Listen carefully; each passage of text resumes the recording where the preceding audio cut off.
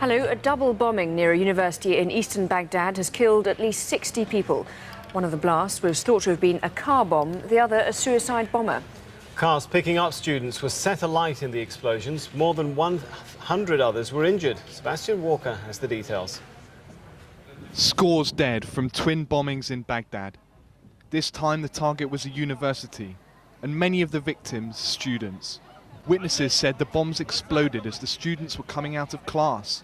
The first bomb exploded and thank God there weren't too many casualties, but minutes later a second car bomb went off. The force of the blasts devastated the entire area. This was just one incident among a string of attacks which took place around the Iraqi capital.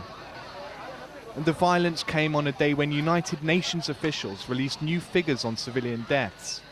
During 2006, a total of 34,452 civilians have been violently killed and 36,685 wounded. That's an average of around 100 people a day throughout the whole of last year.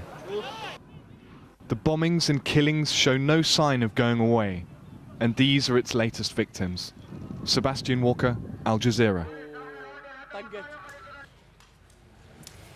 Now, the US Secretary of State Condoleezza Rice has moved on to Kuwait in the latest leg of her Middle East tour. She's now meeting Gulf state representatives and delegates from Egypt and Jordan. Earlier, she was in Saudi Arabia. John Cookson reports. Condoleezza Rice is in Kuwait as part of her long swing through the Middle East, but earlier was in Riyadh as tensions rise over Iran's role in Iraq and the Islamic Republic's nuclear quest.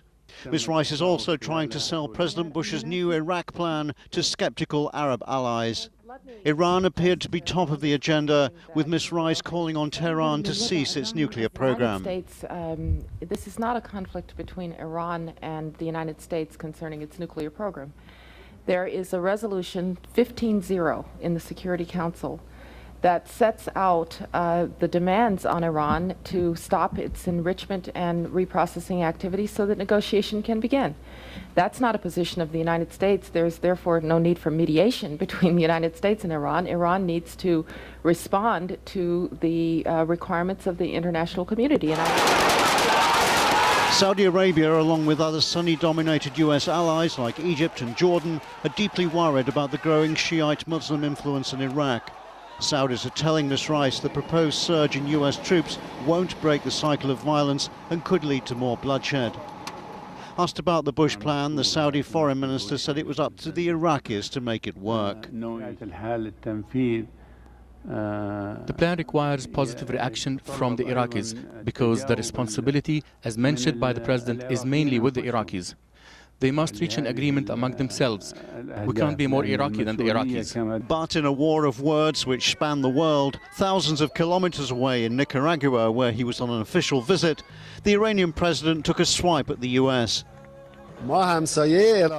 It would be important to formulate to the Americans this question: what are they doing in Iraq, considering they are thousands of miles away from that country? Everyone knows there is no dictator in Iraq anymore, and there are no weapons of mass destruction there.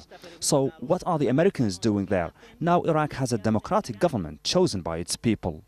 Kuwait will reiterate its concerns about Iraq and also impress on Secretary Rice the need for a peace deal leading to an independent Palestinian state. John Cookson, Al Jazeera.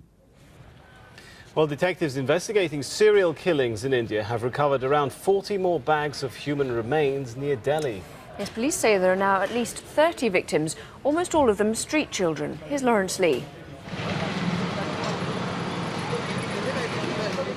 Eventually, a kind of organisation at the crime scene in the town of Noida. The police here, who have been universally condemned for their ineptitude and insensitivity over this, finally trying to appear professional by erecting some screens. It's worth remembering that the police were first called in here on December the 29th. That means it's a full 3 weeks it's taken them to put these screens up. That, of course, raises huge questions about how well the crime scene here has been protected and quite how much the police have been prepared to protect the dignity of the victims whose remains have been on display all this time. Behind the scenes, the investigation is now being run by the Indian Central Bureau of Investigations, looking where the police should have They just dug up some 40 bags of human remains. The pointlessness of the screens soon became clear. The police so discredited that their orders not to film were completely ignored. And so among the families of the missing children, fury at the police has suddenly turned to a kind of organisation. Down with the authorities, blood for our children's blood at the chance. These people have suddenly become a political force in their own right. All of us, the families of victims who are here at present, we are gaining our strength. More and more such families are coming together, and we hope to be a big force. From high up you can see why it's such a scandal. The children presumed killed in a rich man's house, which backs onto the very slum where they came from. With street children invisible in life and ignored when they vanish, there are claims now being made about how many could be dead, which sound wild but cannot be entirely ruled out. I think it must be more than 500 if they find out properly. 500? Yeah, I think if they clean this gutter and drain, they will find out many more clues. The media here have taken to calling this tragedy India's shame, a reference to the police's lack of interest in investigating a crime against the poor. Perhaps the only positive to come out of all this is that it's reminded India and everyone else just how great this country's social problems remain. Lawrence Lee, Al Jazeera, in Noida, northern India. Aid workers in Somalia say the recent fighting has caused a humanitarian disaster. More than 500,000 people have been made homeless. Almost 1.5 million people are now facing chronic food shortages. And up to 7,000 refugees are now trapped at the Kenyan border. Our Somalia correspondent Mohammed Addo reports from Mogadishu. Scrambling for food. People forced to flee their homes just for food provided by one of the few aid agencies brave enough to operate in Somalia. This is a normal sight in Somalia today. Nearly 2 decades of war have reduced this country of 10 million to chaotic destitution, making it less a failed state than no state at all. Mogadishu and most of Somalia's major towns are awash with refugees. They live in squalid conditions, their situation critical.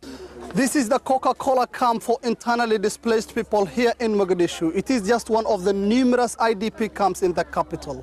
It houses up to 1,000 people who've been displaced by the war and famine here in Somalia. The people here entirely depend on food aid to survive. Amina Kulo has lived in this camp for many years. The mother of 5 has turned one of the corners of her tiny hut into a grocery stall where she sells grains and vegetables to other families in the camp. She says she does all this for survival. I have nothing else to depend on. My husband is jobless and food aid is unreliable. I sell this to try and feed my family. It's a difficult life we lead here. We don't have enough to buy food, let alone clothes. In Somalia today, there are more than 500,000 internally displaced persons, most of them fugitives from past conflicts and drought. The current conflict in Somalia came at the end of a year that had seen a severe drought and widespread flooding hit the country. Up to 1.4 million people already face chronic food insecurity, as many others continue to flee their homes. Heavy fighting in the southern tip of the country continues to deepen the already alarming crisis. The challenges are very many. One of them will be security challenges. There's so many areas we cannot penetrate at the moment.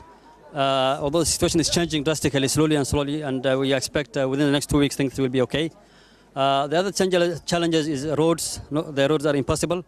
The communities are always moving around from places to places because there are many displacements in the country now. And we're targeting communities wherever we can find them.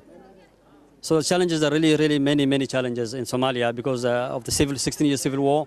And we're one of the few organizations only working in Somalia. Islamic Relief is one of the few organizations targeting communities and helping people in Somalia now. With most organizations suspending their operations and international staff evacuated because of the dangers posed by the fighting, many decided to head for the border with Kenya, but that is now shut. According to agencies, up to 7,000 Somali refugees remain stranded at the Kenya-Somalia border with no access to humanitarian assistance and no protection against harassment from troops and military.